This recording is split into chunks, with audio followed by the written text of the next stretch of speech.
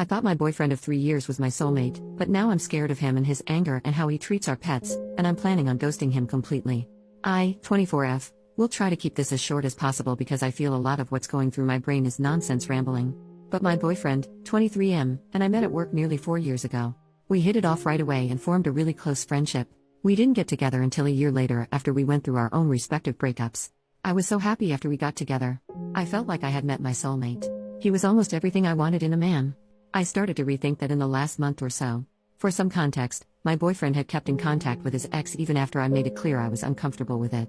After a while I stopped bringing it up because I knew what the answer would be. After a conversation with my sister, I brought it up one more time about 2 months ago. He told me that he had already blocked her. I had never felt more happy and felt a positive shift in our relationship. Too bad it was a lie. About a month or so ago I came home with this gut feeling that something was off with him. So for the first time in my life I looked through a partner's phone. The messages were innocent enough but spanned back far enough to tell me he lied about it ever blocking her. Not only did he lie about not being in contact, he'd blown off a date night with me to go hang out with her. When I confronted him he broke down and said that he had only gone to her because he was feeling upset about his family's situation. He claims the only reason he didn't come to me was because he thought I couldn't handle the stress given my mental illness. At the time I wanted to work it out and forgave him under the condition that he blocked her and came to me about his issues. He got better about telling me things, and as far as I knew he had her blocked.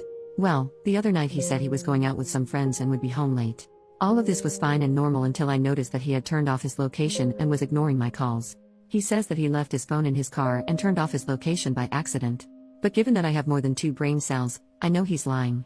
He got a brand new phone and it has been glued to his hand since he got it, so him leaving it his car seems so unlikely to me. These 2 events aren't the reason for me wanting to leave but rather the catalyst. After both of these things happened, I started looking a little too closely and have noticed some concerning behaviors. The first being I don't think he actually likes me as a person.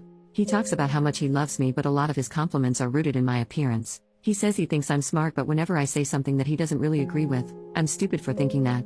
He's constantly telling me how much the gifts he gets me are despite me asking him not to, because it makes me feel bad for not being able to afford the same caliber of gift for him. Our sense of humor is rooted in being slightly mean to each other. With that sense of humor, we're bound to hit a small nerve every now and then. When I hit a nerve he tells me and I stop bringing it up, but when I let him know that he made fun of a big insecurity he continues to make the same jokes. To make matters worse, the jokes aren't even that funny. Those are small behaviors I feel can go overlooked, but the following are more serious and have been a big fight between my boyfriend and I. The first one being his anger. No matter the situation, if there is any kind of inconvenience he defaults to anger. Small disagreements escalate to full-blown fights because he gets angry and doesn't let me share my thoughts on the situation. And big fights turn scary. We have only ever gotten into 2 or 3 really big fights, but they have all left me feeling scared of him for a few hours following.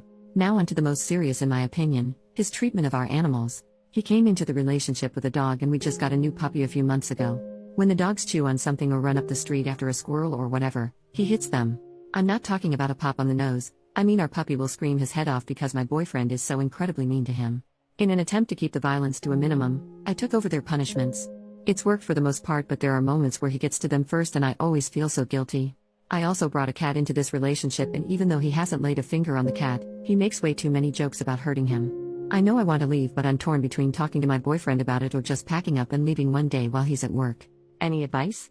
Super teeny tiny update that doesn't require a brand new post quite yet. I'm speaking with my supervisor tomorrow to see if I can get a realistic timeline of when I can leave. I know I can technically leave whenever, but I really love my job and want to make sure that the person taking over my position is completely set. After that has been settled, I just need to wait until move-out day. I also wanted to clear up some of the comments saying that I am controlling for having his location. We have had each other's location for almost as long as we have been living together. It's always been for safety purposes. I don't sit on my phone all night watching where his pin is moving across the map. When either of us go out, we send each other like some kind of text to let the other know that they're okay. I sent a few texts while I was stuck in traffic and just kind of complaining to him, and then a few hours later I sent him a text just checking in and looking for that like quick thumbs up to let me know that he was alive. I didn't get any response. I got worried because that is not a common behavior for him, so I looked at his location to make sure that he wasn't in a ditch somewhere. Keeping with the same theme of me being controlling. I didn't like that he was talking to his ex and had asked him to block her a few times. I would not give a damn if they were friends if either of them were being respectful to our relationship. Before I resorted to blocking, I had asked him to set up some ground rules and boundaries with her about what their friendship would look like given their past. He did not do this, and she was openly flirting with him and doing things to get him to notice her. She also likes to call back to back to back, like close to 15 calls within 2 minutes, when she knows we're together. So given that neither one of them respected our relationship when they started their friendship, I feel completely justified asking him to block her. If you think that makes me controlling or some heinous monster, I just don't care. Additional information from OP on how she reacts to her boyfriend's behaviors towards animals.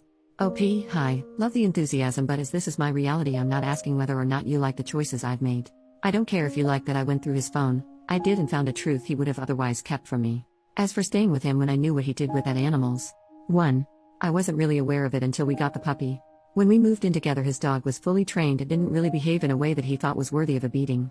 So my boyfriend really only started showing his true colors during the process of training our puppy. 2. After a certain point, relationships aren't about leaving when you're unhappy or you see a red flag.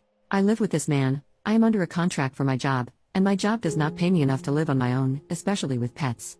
Leaving him means that I am blowing through all of the savings that I have collected to find a new place to live, breaking my contract, and completely uprooting my life. It's something that I am in the process of doing, but it is still a very hard decision that I'm making. I came on here to get some advice about how to leave the situation, not to be told that I make bad choices or that I'm not leaving him fast enough. Update: it's been a few weeks since my initial post. This update is not very interesting, but a lot of people wanted to know. At the end of my last post, I had settled on leaving with my pets and was just waiting on move-out day. Move-out day came quicker than expected. Nothing escalated to a dangerous degree, but his behavior changed a lot. Suddenly he was being so incredibly sweet and was talking a lot about commitment. During our last conversation, he was ready to go down to the courthouse and get married right that second. I'm not sure if this is what love bombing is or if it was just him being desperate because he sensed I was pulling away. After that conversation, I knew if I stayed, nothing good would come out of it. So, I called my family to come help me move out after he left for work. I was able to get out safely with my cat and puppy. I wound up sending a message kind of explaining why I left and asking him to never contact me again before blocking him on everything. So far, he's only tried to call me from a different number once. If he continues to reach out, I plan to talk to local law enforcement to see if a restraining order is possible. I'm not a fan of how everything ended, but I am glad to be out of that situation and somewhere safe where I can learn who I am outside of him. Relevant comment: OP should get a restraining order against her ex so he can't come near her. OP, in my state you can't get a restraining order unless there is a proven history of violence or stalking. So a restraining order won't be likely unless he finds me. Yes, we live together and I feel like it would be different if I was still in the area where we lived. However, I wound up moving to the other side of our state. So in order for him to come find me in person, he would have to drive hours. Regardless of him claiming forgotten items or whatever, the distance he would have to drive would be considered stalking in my state, which would definitely make getting a restraining order just a teeny tiny bit easier. I'm not under any impression that it's super duper easy to get a restraining order, but if he were to try and come in person, that would at least be worthy of a temporary protection order in my state. Which that would only protect me for about 6 months to a year, but definitely better than nothing if it comes to it. Commenter number 2, were you able to take the puppy given to your ex? OP, I took the puppy and the cat. I couldn't take his dog because of legal stuff, but I did leave a message with animal welfare. However, I'm not sure if he got a call or a visit or whatever. I wish I knew more.